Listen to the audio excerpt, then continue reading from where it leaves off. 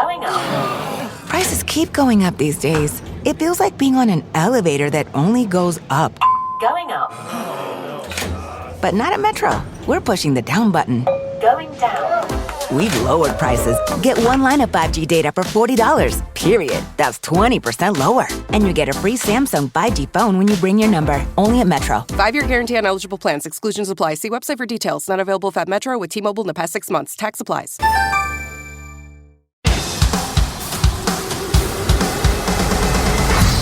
Brews and Banter. Hi, Frank. Hey, Roman. How are you? Doing great. We have Payton with us. Payton, you want to introduce yourself and we'll dive in? Hi, my name is Payton Jackson, and I am excited to be here. Well, we're excited to have you for sure. Absolutely. Payton, so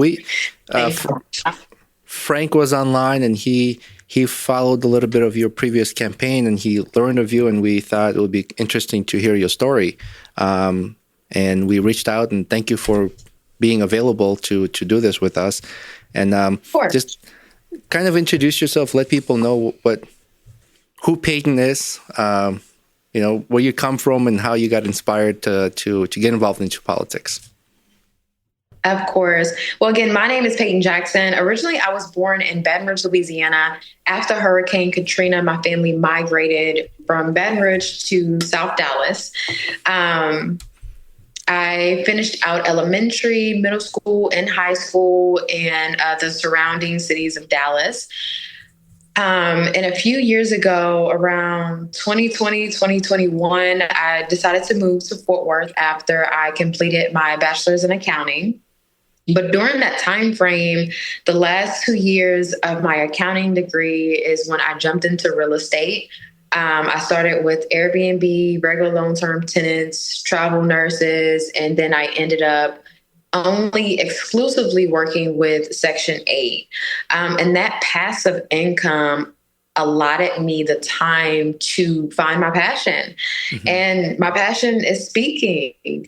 Recently, I went viral for giving a speech explaining to the world, well, really it was just city council, on why I refuse to identify as a Democrat. And being my skin color, it did not, it's not normal to say, shall I say.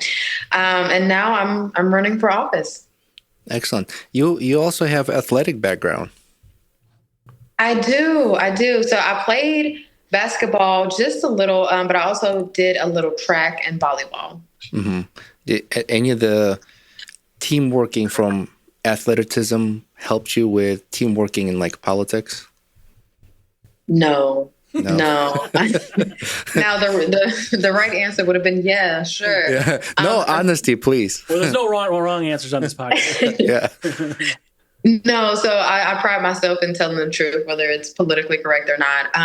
But while teamwork is and team bonding and building is very important, not just for teams, but just for like a general setting, it makes sense that you would come to that conclusion. But it's really feuding with politicians that got me active politically, going through policies, going through bills, seeing what they're doing at the state level, locally, and at the federal level is just disgusting to me. So that's why I decided to throw my hat in the ring. So that happened during your real estate career when you decided, I want to get involved into politics and make a change? Yes. And is there something specific, like a specific event that triggered that? So what originally got me going, what embraced me to actually start to begin to read legislation and bills, the TikTok ban. As childish as that sounds, it was a TikTok ban that really embraced me to begin to go onto Congress.gov. Mm-hmm. But it got me reading bills on what our Congress members are doing in Washington. Yeah, there was a few years back, there was a trend where a lot of people were questioning Congress's position and power and I guess manipulation of certain things where I don't remember the name of the congressman at the time, but it was a talk about it's not fair for them to be involved in stock market because they, dictate and That's happening now. Yeah. right. But there was one of the congressmen said, if we didn't have an opportunity to do this, then nobody would want to be in the position. So it was kind of like, are you kidding me? I couldn't believe it that he said that. Somebody said that. Yeah. I mean, it's surprising, but it's not really surprising at this point. But I mean, at least they're telling the truth, which is something that I can respect. But I would love to see some type of legislation introduced where our Congress members are banned from participating in the trading of stocks. Because if you know what's going to happen to a company or certain companies before the American people do, how is that fair? That's right. Which I'm a trader, I'm an investor myself, but I'm willing to give it up if I do win the seat, or when I do win the seat. Yeah, if you're in the position to serve the public, it's not fair to take advantage of them. Absolutely. Well, yeah. So we know some of your background and what you stand for. No taxing with Jackson, but we also saw a lot of things we agree with. Term limits, things like this. And I know you're big in education and affordable housing, and there's sort of a encompassing background that is going to really affect and hopefully persuade positively voters when you kind of get that message out to more people than you are now. Right. And my background is something that, while at one time I once shied away from because it's not the most glamorous background, but it's something that I take pride in now, because although I respect Maslow's pyramid, it doesn't necessarily prove true in my story. I mean, I'm not a product of my environment. I was raised in a Section 8 household. I was begged to get on the Section 8 wait list. And I went from being a Section 8 tenant under, my mom to now being a Section 8 landlord. And if more of our society participates in dismantling or shying away from the crippling system under our welfare guidelines, I mean, I feel like the world would be a much more prosperous state or place. Mm-hmm. Sure. Yeah, I can relate. I come from a family that we were also on Section 8. And I think people need to understand that Section 8 is something to help you get on your feet and get to the successful level to veer off of Section 8, so then that money can be used for the next family that needs help. And, we were definitely helped. It helped us to get through it so that, all my siblings can get to the point where go through education, get a career, and move on and get off of Section 8. And it's a helpful program. I agree. It's a helpful program until it's not. Like you said, we should create or edit the program, reform the program to have some type of a timeline. And I don't want to put words in your mouth, but we have other people to help. Like right now in the city of Fort Worth and Tarrant County, we have an 8-year waiting list for housing. And while I understand that some people are in need, how are we to help the next person in line if we have family A holding up family B simply because they don't want to let go of that rent reduction? And I wish that there was no dependence on that, like a heavy dependence on that, because I feel like some people don't have the drive because they are comfortable with just enough, and then there is no drive to move out of it so that those other funds can get allocated to someone else. And there might be families who are on Section 8 with maybe older folks, and then the kids should kind of get off at least the program. Right. That way there's less members under it, and, funds can go to next younger generation that needs that help, I agree. Yeah. And so with your campaign of no tax, what is like your structure? Like, what was your plan to implement with this no tax, and how would that work? Income tax you're talking about, right? Yeah. Yes. So originally I wanted to eliminate property taxes. I'm a real estate investor. So the fact that we're taxing housing while also at the same time saying that we're in a housing crisis or a rental crisis, it just didn't set well with me. But now I'm running for a federal seat, which is, again, federal. So I don't really have much control over property taxes. People can advocate for that at a state or a local level. But my plan on a federal level is to eliminate income tax. A lot of people say, well, when was America ever great? Whenever they hear Trump or Trumper saying, make America great again. Well, my answer to that is when we stood up to taxes. Minimum wage is $7.25. Minimum wage should be over $30 an hour. And I calculated that by looking at the average rental in my Metroplex. So in a DFW, the average rental is $1,500. To afford that, you need 3 times the amount of rent, which is $4,500 times 12. That's a little over $50,000. Why are we taxing income? Why? So, we can literally tax anything else. Why are we taxing income? So a lot of people will say, well, if we don't tax income, how are we going to pay the bills that we need to pay? Well, Trump is doing an amazing job. Trump and Elon they're doing an amazing job in cutting wasteful spending. That's start number one. Start number two is we have to, or step number two, we have to admit that we shouldn't be taxing the average taxpayer. I mean, it's just insane. Not just income tax, but also property taxes. How is that not theft? Yeah. Right. I mean, I understand that we have things to pay, but at what point in time do we draw the line?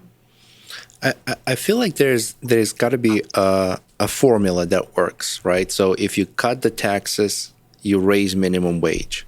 If you raise minimum wage, that income can go towards rent, local expenses. So then local businesses get to benefit as well.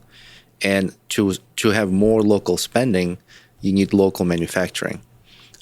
So there's got to be like a formula, right? Let me know if I'm understanding this correctly. So if you lower the taxes, and minimum wages can go up. Where does all this money go? Well, that circulates within the country, and that's where the taxes can be collected on maybe goods that could pay for things. Right. But I think the thing that's championed our nation the most, especially with economics, is the trickle down method, which, if you ask me, it doesn't really work. Now, I am all for advocating for an increase on minimum wage, but that's a super hard sell. I think it'll be more easier to advocate for the elimination of income tax. And that still raises red flags, more so with Democrats or anyone who just loves to pay taxes. But it's definitely doable. I understand that we have bills to pay, we have things to take care of, but we can literally tax anything that's not essential. And that's my plan, is to get rid of income tax completely, while at the same time finding another tax revenue, just not anything essential. Like food, we need food. Gas, we need gas. So let's not tax anything essential, but we definitely do need to find alternative routes when it comes to tax revenue.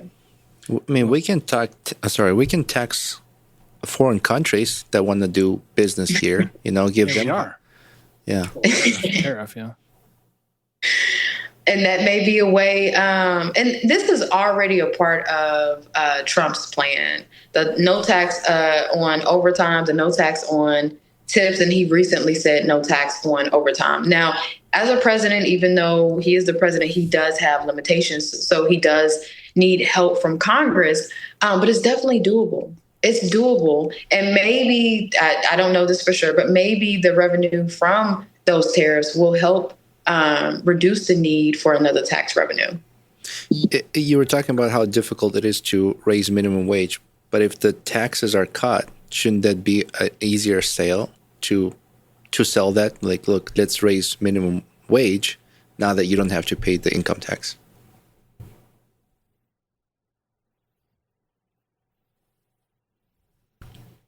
Congress. So every bill that I introduce, I'll need support on.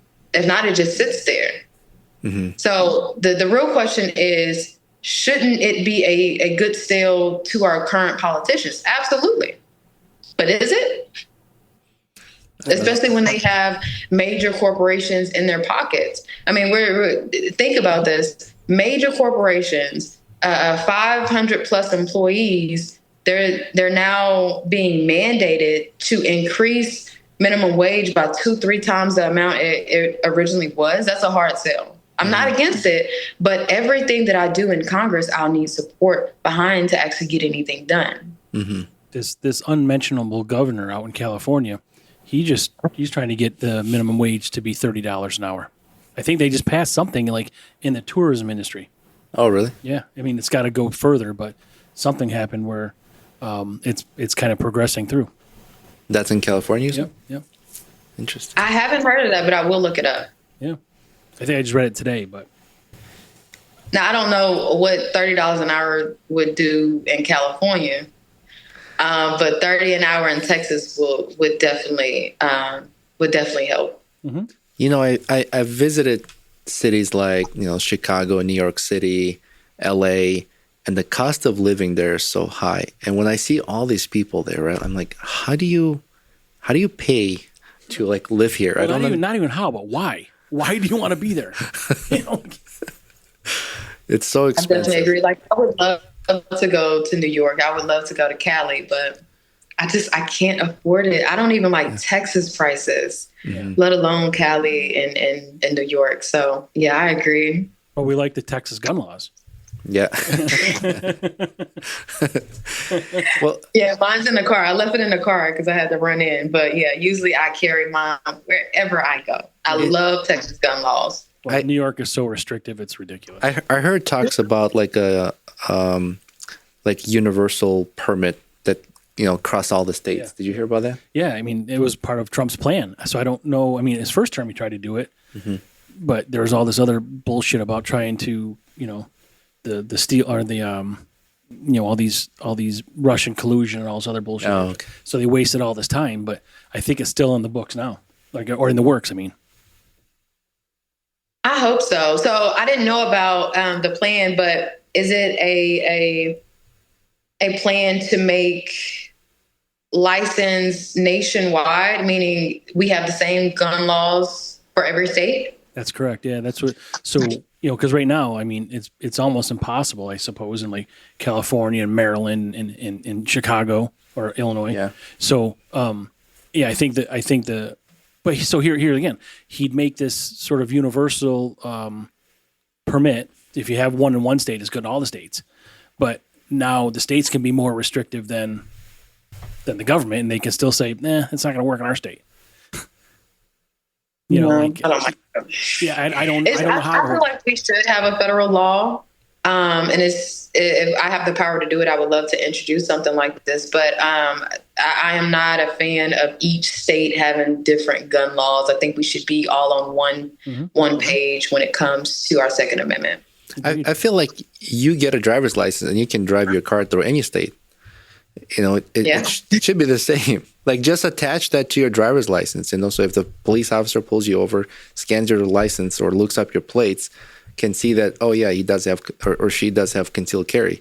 And I mean, maybe for peace of mind or for their own safety, it's nerve-wracking. I can't imagine being a police officer pulling over a car and you don't know what they might do, right? So totally understand the risk that every police officer is taking. And every time you pull over a car, you see those videos where they walk up to the window and get shot. It's like, but if it's on a driver's license, they can at least be a little more cautious. And I've taken, handgun safety courses, and fortunate enough, some state troopers that were teaching the class also kind of helped us understand the behavior when you're getting pulled over by the police officer.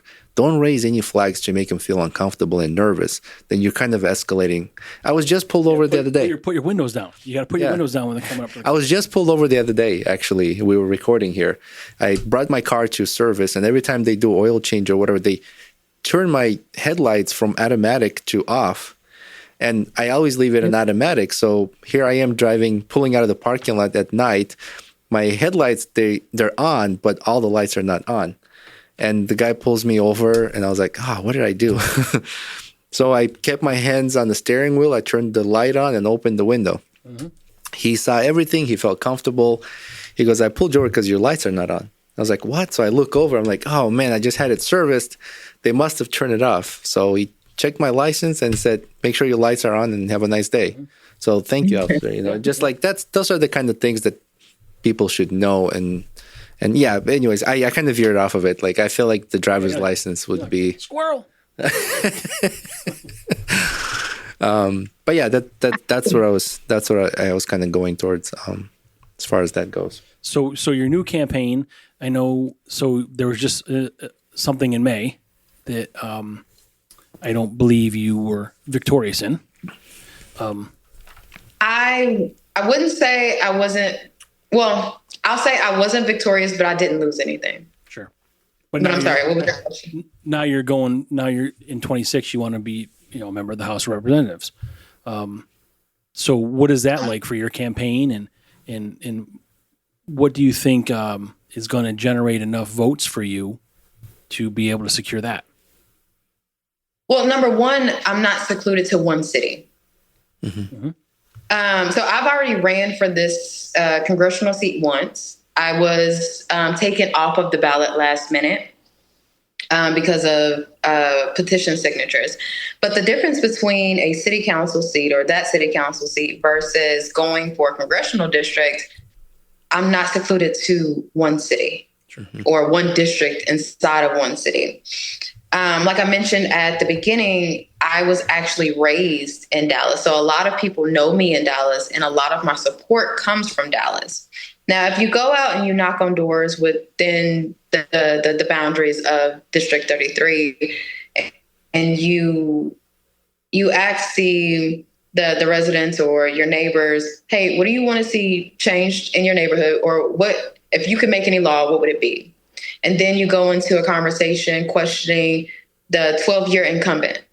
Mm-hmm. Well, outside of Fort Worth, which is where he's from, they don't know him.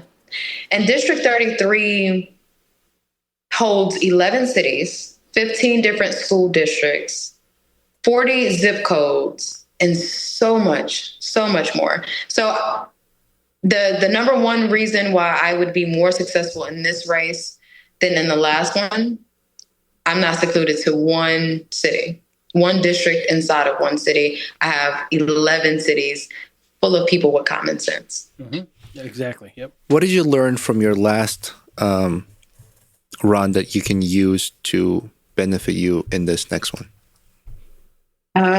What did I learn that I could use?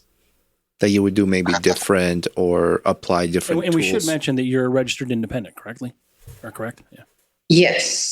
Yes, I am registered as an independent, but I am conservative. Mm-hmm. What's one thing that I learned from the last race that I can use in this race? I would say the security of buying my way onto the ballot. When I ran for office the first time, I did petition signatures, mm-hmm. and that's how I was taken off of the ballot.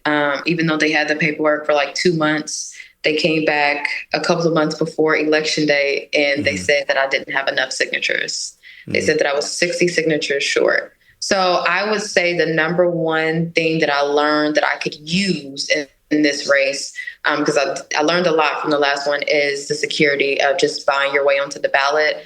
I thought that I was doing the appropriate thing, getting permission from the community by mm-hmm. way of signatures, but it's admirable. Mm-hmm. To me, it's not worth it. Mm-hmm. And it costs $3,000 to run for Congress. So this fall or this winter, I'll be handing them $3,000 unless I run as an independent. If I run as an independent, then I'll have to do the signatures anyway. But that depends on Tarrant County and Dallas County GOP. Do you have like a campaign manager or somebody that's working with you on a campaign? I have a whole team. Yeah. And you guys get like donations and stuff like that? Oh, yeah. I mean, funding is very important during Extremely campaigns. important. Yeah. Yeah. And sometimes it feels like it dictates how much you raise in order to get certain position.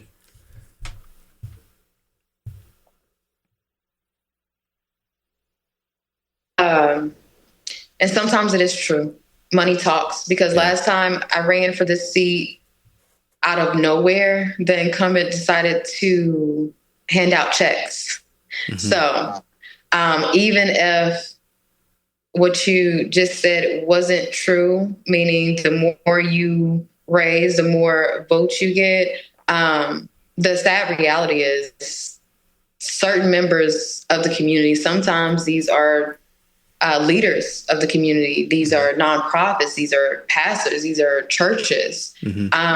They can be bought out. And if we have a good percentage of the community either not coming out to vote or who are ignorant enough to allow an organization or a community leader to tell you how to vote instead of you doing the research, then yeah, it's true. Yeah, People can be bought.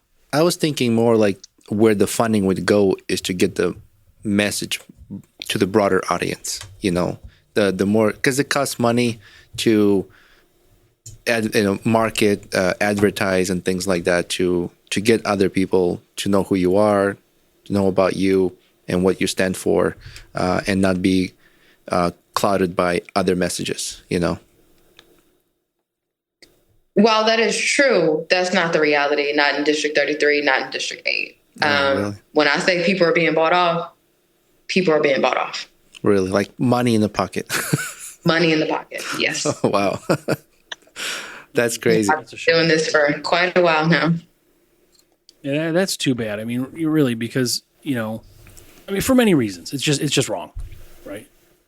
It is, but I mean, I am a God-fearing woman, so I truly believe that nothing for me can ever be taken away. So whenever it's my time, it'll be my time, no matter the dollar amount against me.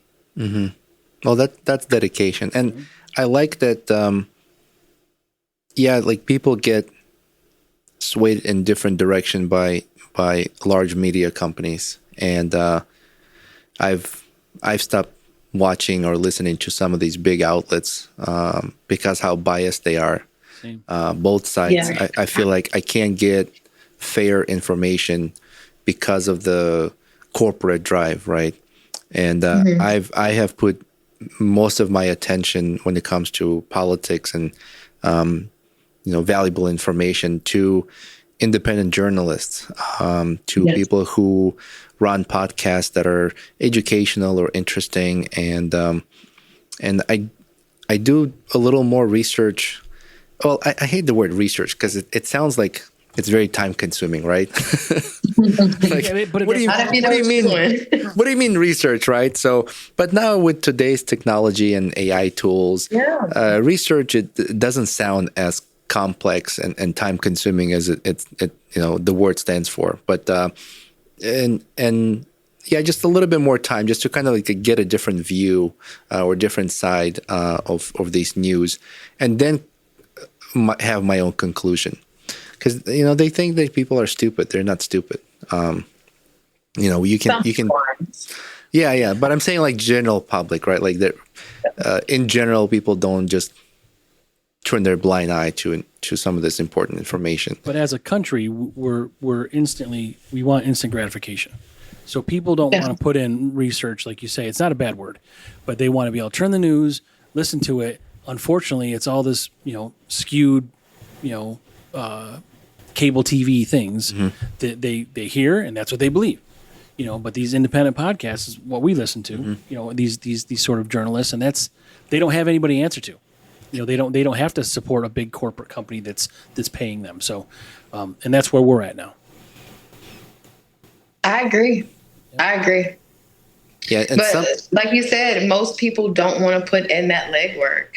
And I don't want to say the average American is stupid. But if all you do is go by face value, especially when it comes to our major media, I mean, you're not going to get the truth. You have to type in keywords. You have to use AI. You have to use Google and other sites appropriately to make sure that what you're reading is credible. Like the lies, the lies are infuriating to me. Like it's unbelievable. Like for instance, Biden was normal. That is just not the case. I mean, it was so plain to everybody, and now it's coming out that we were all right. So I don't understand. I don't care. What it is. If it's true or if it. If he was that way or not. Just be honest with the way he is. I can't stand how they spin and lie, and then they add on. They pile on the existing lie. They pile on to. I can't even believe this. That's why we drink beer. Well, and I have one, but if they were to tell the truth, like let's just use Biden. If they were to tell the truth about Biden, they would have chanced someone else winning the primaries. Right. Right. Well, I get why they did it, but we all. The majority, as the election proved, the majority realized that it was all bullshit. Well, I think those lies. I think those lies cost the credibility. Yeah. Yeah, I mean, but like you said, even when they're caught, it's just lie on lie on lie on lie on lie. You can't admit that you're lying because then you would just be a liar. Yeah. Right. No, I mean, you're still a liar, but see, Roman, she's talking to you. Oh, know me already. Oh no! But so if you were to send a message to your local District 33 to changes you're planning on making, like, can you summarize your message? What your goals are in the drive, and where you're seeing, like, if you take the seat, what you're going to work for towards them. Of course. Dear District 33, my face is not new to you. I seen you all, if not last year, the year before that, when I came to your door, either in the brutal winter or the scorching summer, asking for your signatures for my petitions. Originally, I wanted to get permission from the community to get on the ballot. Unfortunately, I was hit with a harsh reality on how hard it is being an independent in the state of Texas. Those petition signatures are a way to keep people like me off of the ballot. People who are grassroots, people who are not bought and sold, people who are not career politicians. And speaking of career politicians, I want to segue into my policy because that's what's most important. Number one, we need term limits. Number two, we should not be taxing income, and you have my full-fledged support to go down to city council, to go down to county commissioners, to go down to our Texas House and advocate for the elimination of property taxes. Number three, we need to defend our Second Amendment rights. Now, currently we have some people pushing to go away with gun-free zones, which I support unless it's something like a school. Mm-hmm. We need to secure our resources. So that brings me to number four. American resources belong to Americans.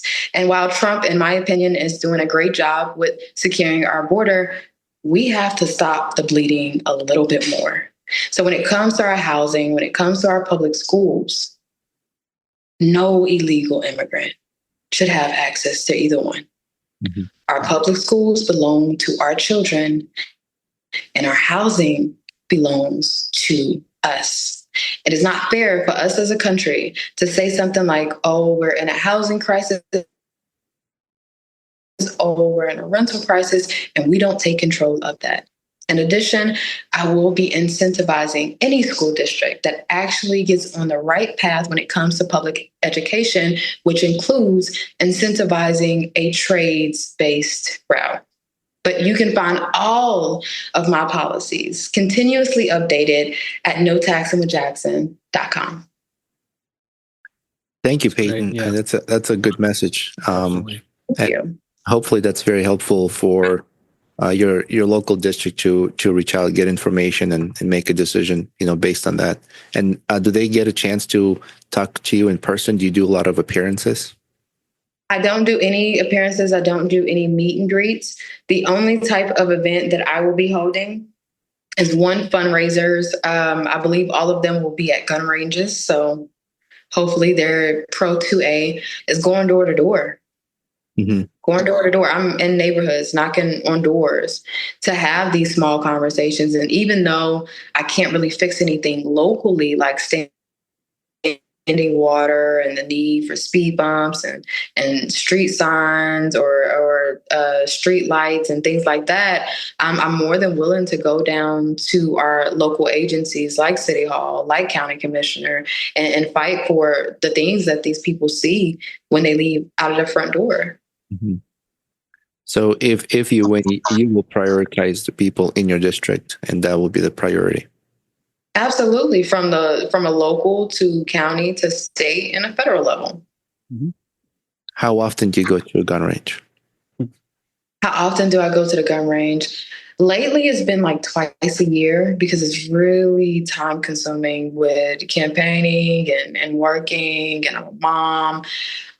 But the gun range is my therapy. So I at least try to go twice a year, but I actually just went yesterday. So I was actually going to ask you, outside of this stress of like campaign and all this work, like how do you vent, or like how do you unwind? Well, there's wine, but I love to read. Reading is a huge hobby of mine. My favorite book is either The Secret by Rhonda Brine or the Rich Dad Poor Dad series. I'm a huge bookworm. I also like to run. Right now, my time for a mile is 9 minutes. I'm trying to get it down to 4, though. You do like runs? Do you do like local runs, like charity runs or things like 5K? I haven't done a marathon yet. No, that's definitely on my bucket list. But no, I haven't done any type of marathon. But I run almost every day. Right now, my time is 9 minutes for a mile, but I'm trying to get it down to 4. And hopefully, eventually, I'll participate in one of these marathons that they have. They actually just had one in Fort Worth. That's a really challenging. That's aggressive, yeah. Yeah, I mean, it takes a toll on your body. I'm like right now. I'm at a 40-minute mile. Oh, we gotta up that. We gotta change that. I've done a half marathon, and I thought my legs were gonna be like paralyzed for weeks. No, so I exercise pretty frequently, but I recently tried to become a cop, mm-hmm. and the course that they had, like the physical test that they had set up for this one agency, it did a number on me. Like I'm fit, don't get me wrong, but that's a different kind of fit. Mm-hmm. By the end of that 6-minute run, it wasn't just a run, it was like an obstacle run. But at the end of that 6 minutes, my legs, my whole body cramped up, but it was really my legs. I've never felt cramps like that ever in my life. So I'm fit and I'm definitely working towards it, but I'm definitely not perfect. You got to do some of those Tough Mudder runs where there's like different obstacles. Right. That'll get you ready for the police test. Yeah. Probably what they're come from. Yeah. Were you for like local PD or like state troopers or sheriff? So no, the agency that I went for was actually DFW Airport Police. So it was local. It was local. Interesting. Did you always thought about like maybe joining law? No, that's like a new thing. Yeah, no. So I was actually raised to hate cops. It just, I don't know if it was just within my community or the Black community, but cops were no friend of ours. But lately, or not lately, but for the last few years, I've just decided to, instead of going in the opposite direction whenever I would see a cop, I now walk up to them and just hold small conversations and treat them like the human beings that they are. And now, after knowing that a lot of them are nice, I back the blue. But it goes to show you the judgment that some people in our society we have. I'm not saying that every cop is good. That's not true. Yeah. But the message that I would like to convey is that every cop isn't bad. So I give them the benefit of the doubt. But I can tell you this, after going through everything that I went through, I have a newfound respect for cops because it's not easy to become one at all. Yeah. And not only to get past that stage and become a police officer, whether you're local PD, state trooper, sheriff, but the challenges, not just physical, but mental that you deal with afterwards with different encounters and what you see and how to process that and then come back home to the family, right? So I definitely have respect. And we said this earlier. We had another interview. Every profession, every career has a bad apple. No one, job is perfect and doesn't have somebody that would make others look bad. I'm also in real estate. There are bad realtors. In construction, there's bad contractors. You name it, right? Even a bad doctor in some hospital, it's just flaws of people. We're humans. But is there another message or any other information you'd like to let listeners know before we wrap it up? No. District 33, we are officially back. I know I went missing for quite some time, but we're back. Back to take back our district, to lead with integrity, to lead with strength, and to get rid of career politicians. So let's go, District 33. Let's show Fort Worth how to vote. Well, good luck, Payton. Yeah. Thank you. Thank you for joining us, and we appreciate you taking the time to be on here with us. And thank you. God bless.